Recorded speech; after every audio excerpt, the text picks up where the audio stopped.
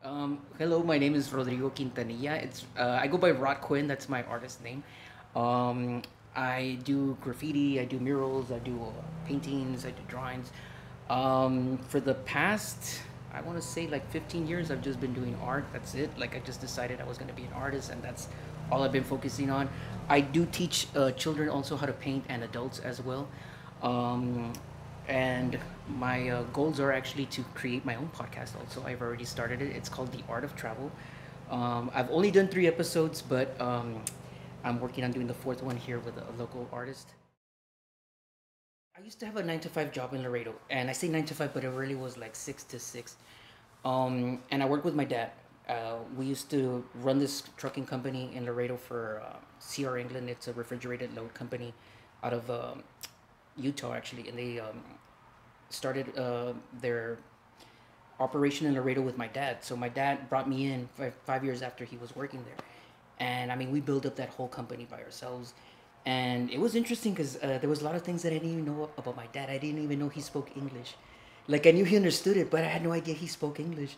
And that was interesting to me because like he was speaking it perfectly. I'm like, Dad, where the heck did you learn how to speak English?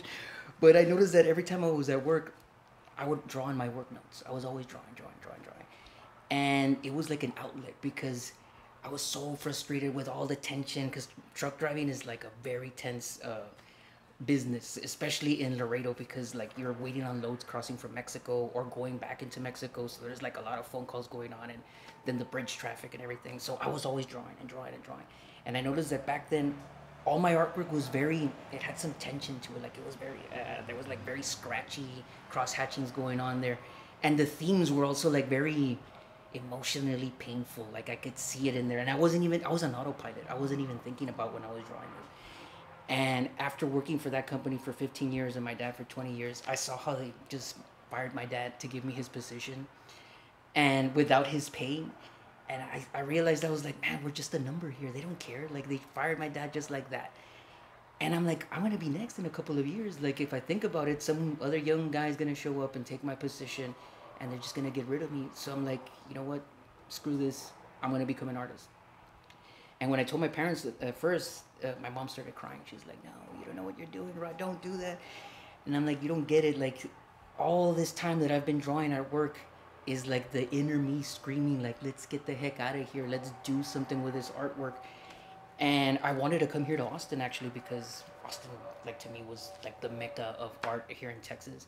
So I really wanted to come here to Austin, but surprisingly, I had somebody from Houston call me first, and he wanted me just to do a couple of paintings for him.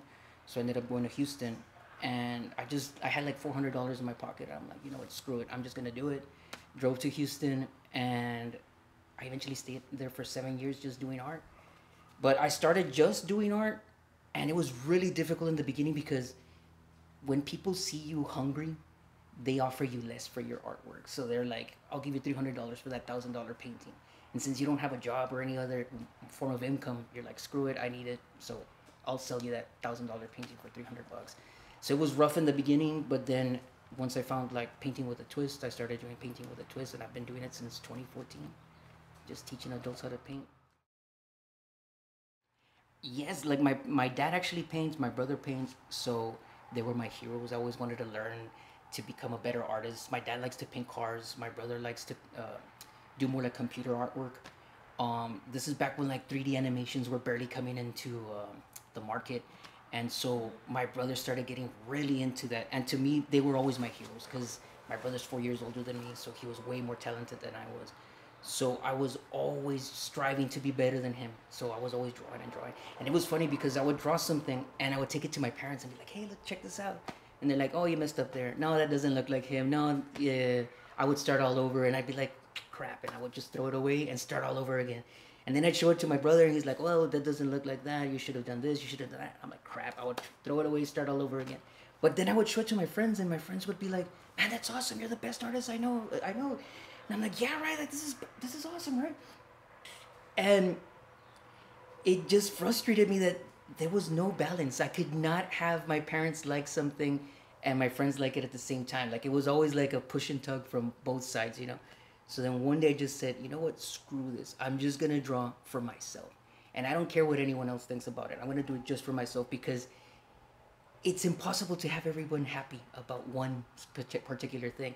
So as long as I'm happy with it, then who cares with it? And once I changed that mentality, everything started changing because I was painting for myself and not to prove to anything to anyone anything, but prove to myself that I was better than the last piece that I did. So I always say my best artwork is the one that I haven't done yet because I always strive to be better, and so I'm always pushing myself and pushing myself to just be better or experimenting. I don't even consider painting like I'm painting. I'm experimenting. That's how I see it.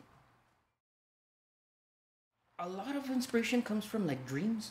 Like I'll have dreams and I'll wake up in the morning. I always remember my dreams. Every single morning I'm always asking myself, what did I where was I? Where was I right now? And then the whole thing just it's like a little movie that plays in my head.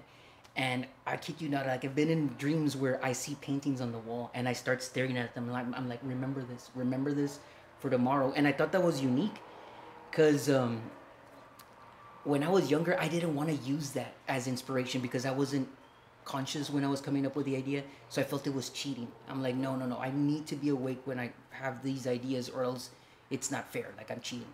But then once I started realizing no one else is having these dreams or these ideas, when I would tell my stories to people and everything, they'd be like, man, that's a movie right there, Rod. So I started getting ideas from my dreams. But then I learned that like musicians like Lenny Kravitz said that he would have a dream about songs, and then in the morning he would wake up and just immediately start writing the song that he heard in his dream. So I'm like, that's an awesome idea.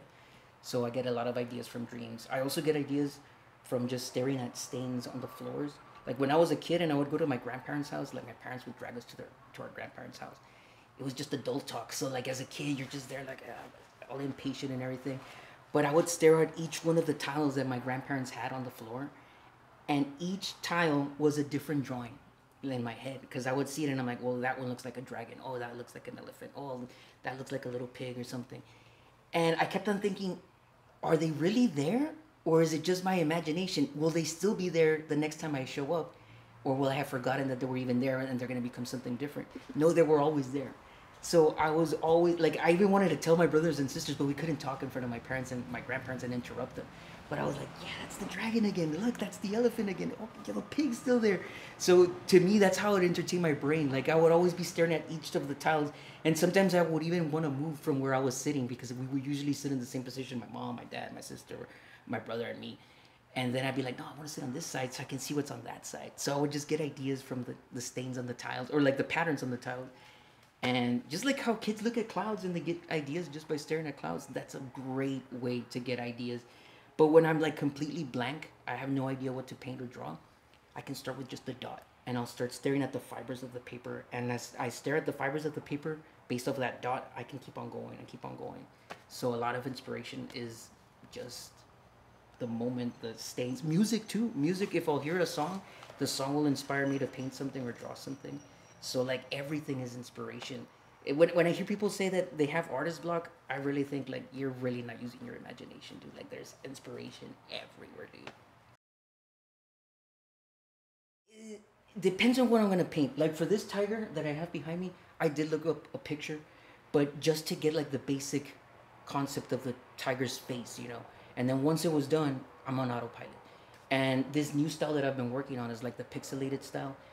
To me, it's kind of like inspired by AI. Like since AI is taking over the art scene, I'm like, okay, we can get inspiration by mimicking computers by doing like pixelations to it. And I love doing the metallics and iridescent paints, so it gives it an even more. It has like an extra dimension to it when you see it because as you move around the painting, it changes colors, or it draws you into a different section of the painting just because of those metallics and iridescence. My podcast, The Art of Travel, art with two T's, by the way, just like Rod is with two D's and Quinn is with two N's. Um, I started it because of COVID. When COVID happened, I was in Chicago and I was kind of bored over there. I'm like, what else can I do? Because I mean, I was just painting the whole time when I was in Chicago. I kind of miss that about that city because since Chicago has so many good art and so many good artists, it makes you want to become a better artist. Here in Texas, I feel like I'm too comfortable. So like, I haven't worked on an art piece in a minute, so I'm kind of mad at myself because of that. But I have been working a lot. I have been working a lot. So it's the reason I'm working a lot is for the art of travel. Actually, I've been buying my equipment. I already have some microphones, some cameras.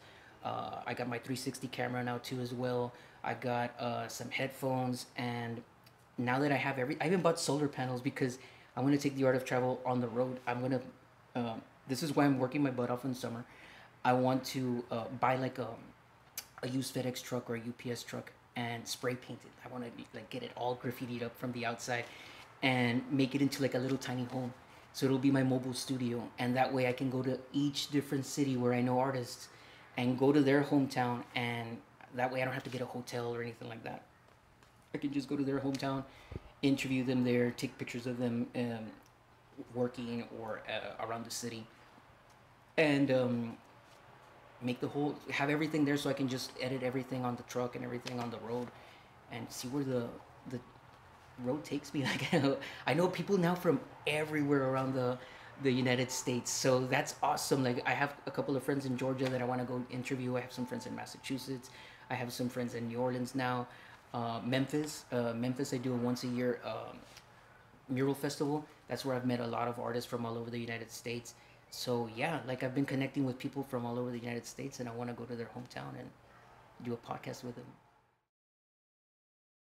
I would like to open up my own studio. Like after because I don't think I can be traveling the whole time. You know, like driving, it's a toll. Like it really kicks your butt. So I'm turning 45 next Monday. Not this Monday, the next Monday. So I'm starting to feel it. Right, yeah, everything hurts. Like my back, my knees, my ankles, my elbows, my wrists, my fingers. So I don't know how long I can be doing the traveling, but hopefully after like I want to do the West Coast. I want to start with the West Coast because I already did East Coast. But after I do the West Coast, I would like to maybe have the podcast here, just like stationary. I don't know if I'm gonna stay in Austin, because Austin isn't the same anymore. Like Austin used to be way cooler. Now it's everything's a condominium. Everything is a parking lot. Like the city's weirdness is fading just to be like more California yuppies. So I don't like that about the city, that it's disappearing. But who knows? I don't know. I like New Orleans. I might move to New Orleans. But definitely do the podcast, and I would love to open up my own studio, like a paint and sip for myself, because that doesn't feel like work. Like I feel like I'm having just a good time, you know, and it's doing. I know it's not doing my own artwork, but it's still creating. You know, you're still painting. You're having a good time. I also have this thing about being on stage. I love being on stage. I've always was like that smart ass kid in school, and it just I think it was part of the reason that I enjoy being on stage. You know, like I like joking around, making jokes up there on stage, and making people laugh. So in a way, it's very fulfilling. It's not just the art side; it's also me, kind of being like a comedian up on stage. I really wanted people to say, you know what Rod said. Screw it. I'm gonna do it. I'm gonna do it my way. I don't care what happens till the wheels fall off. Like I'm just gonna make art, and I want people to actually say, "Man, that guy's style was unique and different." Because I know that my artwork's not just for everyone, but I know I have a piece of artwork that is gonna resonate with everyone. So like not all of it will resonate with everyone, but there should be one piece that will resonate with someone. And I just want people to look at my artwork and say, "How did he do that?" Like I wanted to get so complicated that I can't even replicate it again, you know? And I just want to always like do artwork that's going to make people think outside the box and stimulate their senses.